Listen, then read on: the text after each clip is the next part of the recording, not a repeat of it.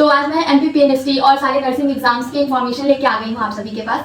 तो अब जैसे कि अप्रैल महीना जाने चला ही गया समझिए, अब आ गया है मई, तो सारे स्टेट्स के अब एप्लीकेशन फॉर्म भरने स्टार्ट हो जाएंगे और आप लोगों के रिजल्ट्स भी आ गए 12th के, जो कि बहुत अच्छा ही सबका रहा, आप लोगों का भी अच्छा रहा होगा। कुछ न्यूज़ ऐसी थी कि PNST में, मतलब स्पेशली मैं मध्य प्रदेश की हूँ तो मुझे मध्य प्रदेश का ज़्यादा पता है। तो अभी ये चल रहा था MP में कि स्टूडेंट्स के एडमिशन अब डायरेक्ट 12th के मार्क्स के बेसिस पे होंगे, बट अगर आप गवर्नमेंट में करना चाहते हो तो डेफिनेटली आपको एक एंट्रेंस एग्जाम तो देना ही पड़ेगा और हर स्टेट अपना एंट्रेंस एग्जाम कराता है, तो वो तो नहीं हटने वाला। और रही बात GNM की, तो GNM में प्राइवेट के लिए हो सकता है बट ऐसा नहीं है कि गवर्नमेंट के लिए। तो स्पेशली बात कर लेते हैं हम एंट्रेंस एग्जाम्स की। देखिए, MP में होता है आपका MPPNST। इस एग्जाम से आपको गवर्नमेंट कॉलेजेस में एडमिशन मिलते हैं। हमारे MP में आई थिंक 17-18 या फिर उससे ज़्यादा गवर्नमेंट मेडिकल कॉलेजेस हैं, जिसमें DME और DHS आता है अपना। तो इसके लिए आपका एक एग्जाम होता है जो मैंने नाम बता दिया, MPPNST pre nursing selection test. तो इसमें 5 सब्जेक्ट्स रहते हैं और सिलेबस ये है कि आपका 12th का आता है। 2025 तक ये था कि नो नेगेटिव मार्किंग, मतलब कोई नेगेटिव मार्किंग नहीं रहती थी, बट अब 26 में आप लोग के टाइम में ये है कि नेगेटिव मार्किंग रहेगी। और सब्जेक्ट जो 5 है वो है physics, chemistry, bio, English, GK GS। तो फिजिक्स, केमिस्ट्री, बायो आप लोगों की अच्छी होगी और इंग्लिश भी पढ़ा आप लोगों ने तो इंग्लिश भी बहुत अच्छी होगी। आपको बस थोड़ा सा GK GS पे फोकस करना है। तो कुछ चैनल्स हैं जिसकी आप हेल्प ले सकते हैं या फिर आप कोई बुक पढ़ सकते हैं GK GS के लिए जो आपको अच्छी लगे। MPGK ले लीजिए या फिर लूसेंट, और नहीं तो मेरे हिसाब से क्योंकि टाइम बहुत कम है तो आप BA Bhopal academy, GKM nursing और इन सब की वीडियोज लेक्चर देख सकते हैं GK GS के लिए, और मॉक टेस्ट दे दें। और क्या कहते हैं कि ये तो आप हो गया मध्य प्रदेश के लिए। और सारे जो एंट्रेंस एग्जाम्स होते हैं जिससे आपको नर्सिंग में एडमिशन मिलता है कहीं पे भी, तो वो है आपका नीट। हाँ, नीट के बेसिस पे भी एडमिशन मिलता है नर्सिंग में, स्पेशली BHU हो गया और आपके दिल्ली के जो कॉलेजेस होते हैं उन सब में मिलता है। नीट की तो आप लोगों की 3 तारीख को पेपर है, तो सबसे पहले उसकी बहुत सारी ढेर सारी शुभकामनाएं आप लोगों को। ऑल द वेरी बेस्ट, आप अपना नीट का एग्जाम बहुत अच्छे से दीजिएगा।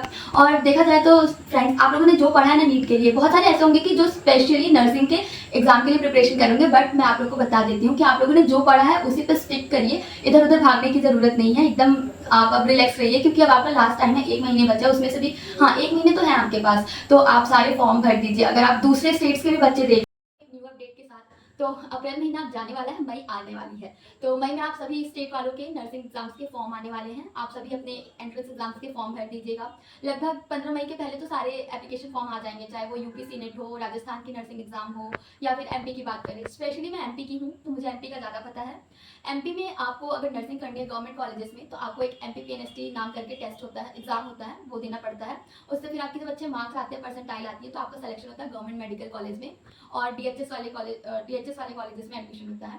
तो MPPNST में बेसिकली 5 सब्जेक्ट्स होते हैं, जिसमें सिलेबस आपका रहता है 12th, सिर्फ 12th ही आता है। और 2025 तक नो नेगेटिव मार्किंग थी, मतलब कोई भी आपका नेगेटिव मार्किंग नहीं था, बट 2026 में अब नेगेटिव मार्किंग आ गई है। और सिलेबस की बात करें तो आपका फिजिक्स, केमिस्ट्री, बायो, इंग्लिश और GK GS है, और जो कि 20 मार्क्स के पर सेक्शन रहते हैं। 20 मार्क्स के पर सेक्शन रहते हैं, तो आप अपनी तैयारी अच्छे से करिए, आप लोग कर ही रहे होंगे। और इसी तरह UP सीनेट का भी होता है, आई थिंक वो 120 मार्क्स का होता है, और उसमें आपका हर कैटेगरी वाइज डिपेंड करता है, वो सारी जगह यही रहता है कि कैटेगरी वाइज डिपेंड करता है। बट बेसिकली अगर आप अपना सेफ स्कोर मांगे UP सीनेट में माने, तो आपका 80+ या फिर 90+ सेफ स्कोर है, और वो आपके रैंक पे डिपेंड करती है कि आपकी परसेंटाइल और रैंक कैसी है। उसी तरह हमारे MP में है, हमारा 100 मार्क्स का होता है। अगर आप 55+ या फिर 60+ लाते तो आप एकदम सेफ हो, मतलब आपको मिल ही जाएगा गवर्नमेंट कॉलेजेस।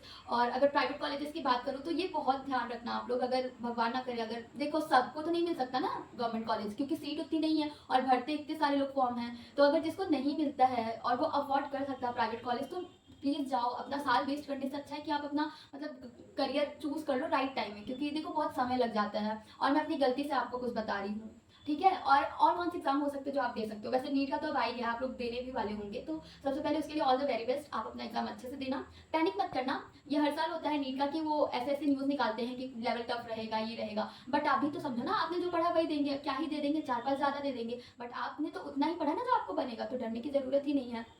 एम्स नर्सिंग भी है, जिसकी एग्जाम आई थिंक 27 जून या फिर 21-25 जून को है, शायद डेट एग्जैक्टली याद नहीं है मुझे। तो उसके भी आप लोगों ने फॉर्म फिल कर दिए होंगे। एम्स भी बहुत अच्छा है, अगर आप एम्स से नर्सिंग करते हैं तो बहुत बेनिफिट है, आपको बहुत सारी चीज़ें अच्छी सीखने को मिलती है। और सबसे अच्छा होता ही है एम्स हॉस्पिटल, तो उसके कितने अच्छे क्वालिफाइड प्रोफेसर आपको मिलेंगे, डॉक्टर्स से अच्छा इंटरेक्शन होगा। तो आप लोग एक मोटिवेशन बनाइए कि आपको ये सारे एग्जाम्स देने हैं, क्वालिफाई करने हैं, और ऑल द वेरी बेस्ट। आप सारे एग्जाम दीजिए। ये छोटी सी अपडेट थी, ठीक है, बाय।